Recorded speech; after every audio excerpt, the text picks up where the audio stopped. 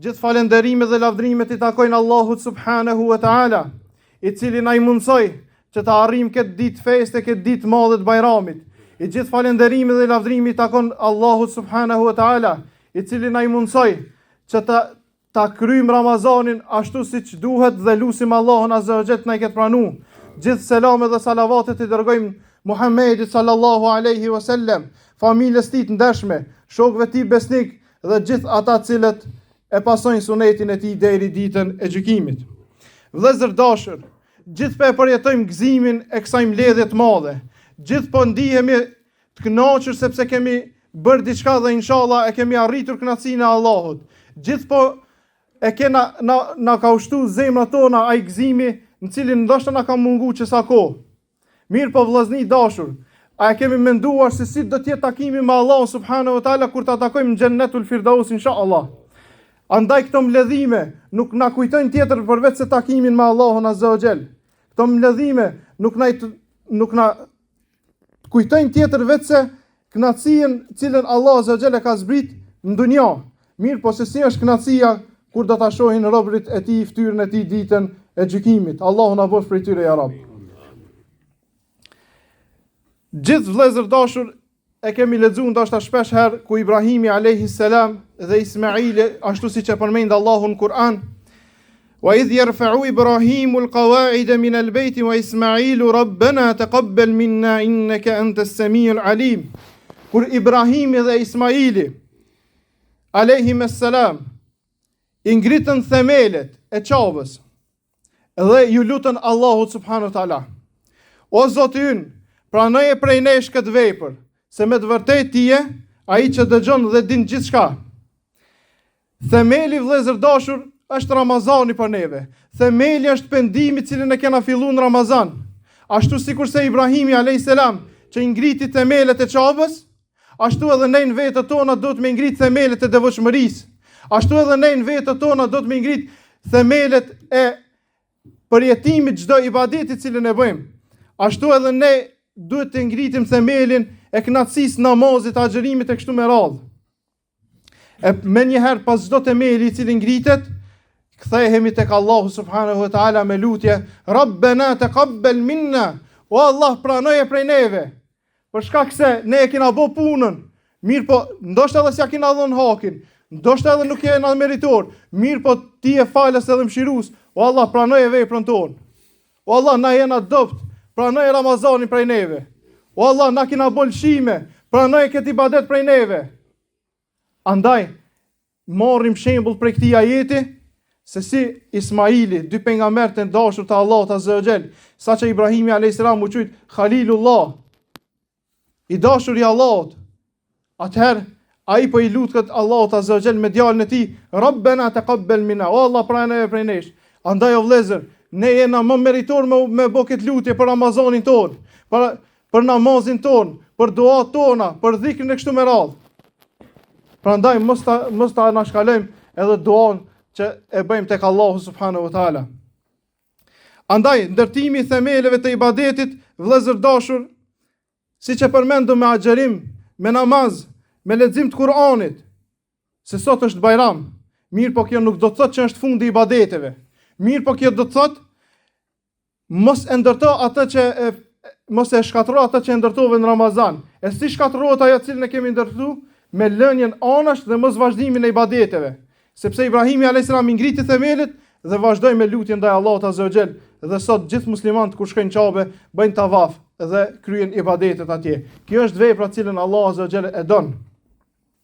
E dyta është frika për pranimin e veprës. Për shkak se nëse e kena bën në një vepër madhështore, nuk e dim se është pranuar ajo. Patjetër që na duhet kemi frikë për veprën.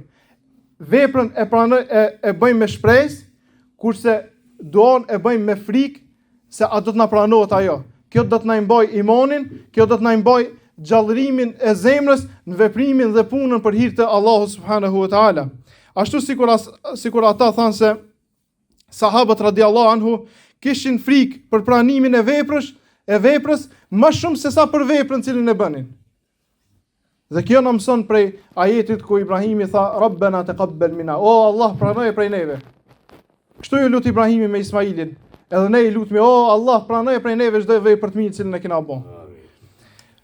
E treta me radhë është sinqeriteti dhe është qels.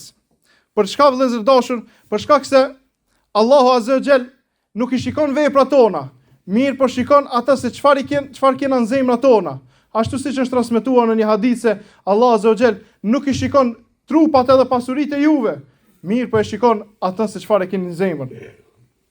Andaj, pika e parë që ne duhet të jemi zemrat tona të kemi të pastërta dhe të ngritim themelet e ibadeteve në zemrat tona. Me sinqeritetin më të lartë dhe pastaj të na vjen ndihma dhe pranimi prej Allahut subhanahu wa taala. Për shkak se në hadithin ku pejgamberi sallallahu alaihi wasallam tha innamal a'malu binniyat, tha me të vërtetë veprat shpërblen sipas qëllimit. Andaj edhe ne veprat ibadetet i kemi bërë inshallah për hir të Allahut. Atëherë nuk i kemi bërë për hir të njerëzve. Dhe këtë kush i bën për hir të Allahut do ta gjejë shpërblimin tek Allahu subhanahu wa taala. Pastaj pse është përmend Ibrahimi dhe Ismaili? Për shkak se bashkëpunimin vepra të mira. Babaja dhe djali punojnë bashk për ngritjen e themeleve të shtëpisë së Allahut subhanahu wa taala. Edhe kjo është një thirrje për neve që në reflektim, që s'pari t'ja fillojmë bashkëpunimin me familjet tona. Ashtu siç tha Allah në Kur'an dhe urdhoi të falin namaz. Edhe ne duhet i urdhrojmë këtë, ta falin namazin, të bëjnë punë të mira, të largohen nga e keqja familjet tona. Pastaj ti edukojmë fëmijët e tonë me xhami. Ashtu siç e kena marrë me veti në Ramazan, merrni edhe mas Ramazanit me veti në xhami. Bëni u dashur as shtëpitë e Allahut Azza wa Jall. Edhe e fundit për kësaj është bëjeni shtëpitë e Allahut Azza wa Jall vendet e ibadeteve, lidhnu me ta. Ashtu sikur se njerëzit kur shkojnë në çabe, lidhen me çabën, atëherë edhe ju lidhnu me xhamiat e juve të cilat i keni. Për shkak se kjo lidhje është lidhje direkte me Allahun subhanahu wa taala. E pesta dhe e fundit rreth kësaj është shpresa dhe lidhja me Allahun Azza wa Jall. Edhe mbikëqyrja me ndjetje atë se Allahu është duke të pa. Për shkak se në fund të ajetit tha innaka antas samiul alim. Tha ti je dëgjuesi dhe i gjithë dituri. Dhe Allahu i dëgjon lutjet tona. Allahu i sheh punën tona. Prandaj asnjë lot, asnjë dua të cilën e kena bën, asnjë punë e mirë nuk humb tek Allahu subhanahu wa taala. Prandaj le të shpresojmë për shpërblim edhe falje tek Allahu Azza wa Jall. Pasi kjo ditë është ditë gëzimi, ta shfrytëzojmë punë të mira, ta shfrytëzojmë me gëzun njëri tjetrin, ta shfrytëzojmë me falje ndaj njëri tjetrit. Kjo është më e mira e cila mundet më u bën këtë bajram. O vëllezër dashur, ashtu sikur se Ibrahimi alayhi salam, i cili ngriti themelet e çavës, ndërtoni edhe ju zemrat e juve me iman edhe ibadet, dhe let jenë edhe gjuhët tona me dhikr ndaj Allahut Azza wa Jall. Çfarë dobi nxjerrim rreth kësaj që e folëm deri tash? Nxjerrim dobi se e kemi obligim që t'i ndërtojmë themelet e ibadetit në zemrat tona, pika e parë. E dyta, kemi frikë nga humbja e veprave. Frikë nga humbja e shpërblimit veprave. Pika e tretë është domosdoshmëria e sinqeritetit në veprat cilat i bëjmë. Pika e katërt është vlera e bashkëpunimit për hir të Allahut Azza wa Jall, në rrugën e Allahut. Dhe e pesta dhe e fundit është lidhja me Allahun Azza wa Jall përmes emrave të tij Semiul Alim. Ai i cili dëgjon dhe është i ditur, i gjithditur. Prandaj ne kur të lidhim zemrën tonë me këto vepra, kur ne të mbjellim këto ibadete në zemrat tona, patjetër që ne do të jemi prej atyre të cilët Allahu Azza wa Jall është i kënaqur me ta, dhe ne patjetër se jemi të kënaqur me Allahun subhanahu wa taala. Lutim Allahun Azza wa Jall, ashtu siç na ka bashkuar në këtë vend, na bashkon në xhenetet e tij. Lutim Allahun subhanahu wa taala, ashtu siç e ka bërë Ramazanin muaj të faljes dhe rahmetit, Allahu të na fal neve çdo herë dhe të mos na merr llogari për ata që e kemi ditë dhe nuk e kemi ditë. Lutim Allahun Azza wa Jall të na merr me rahmetin e vet dhe jo me drejtsinë e vet. Lutim Allahun subhanahu wa taala që të na pranon prej neve çdo vepër të mirë dhe të na i fal neve çdo vepër të vogël. Aqulu qawli hadha wastaghfirullaha li wa lakum innahu huwal ghafurur rahim.